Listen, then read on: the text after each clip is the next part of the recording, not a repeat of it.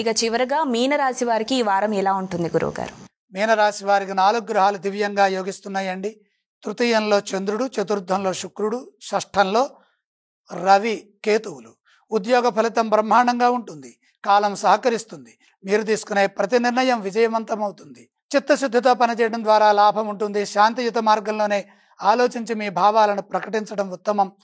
ఎవరికి ఇబ్బంది కలగకుండా మాట్లాడండి. ఉద్యోగంలో ఉన్నత స్థితి గోచరిస్తోంది. పరిస్థితులకు తగ్గట్టుగా కృషి చేయండి. మంచి లాభాలు ఉద్యోగంలో ఉంటాయి. తోటి వారి నుండి ప్రోత్సాహం లభిస్తుంది. సృజనాత్మకతతో వ్యవహరించడం చాలా మంచిది. వ్యాపార పరంగా జాగ్రత్తలు అవసరం. వ్యాపారంలో నష్టం రాకుండా చూసుకోవాలి. వ్యాపార పరంగా నూతన ప్రయత్నాలకు ఇది అనుకూలమైన సమయం కాదు కాబట్టి ప్రయోజనాత్మకంగా నిర్ణయాలు తీసుకోవాలి. ఆర్థిక ఫలితాలు బ్రహ్మాండంగా ఉంటాయి. పెట్టుబడుల విషయంలో మేలు జరుగుతుంది. దీర్ఘకాలిక ప్రయోజనాలు కలిసి వస్తాయి. గృహంలో కుటుంబ విషయాల్లో సంయమనాన్ని పాటించండి.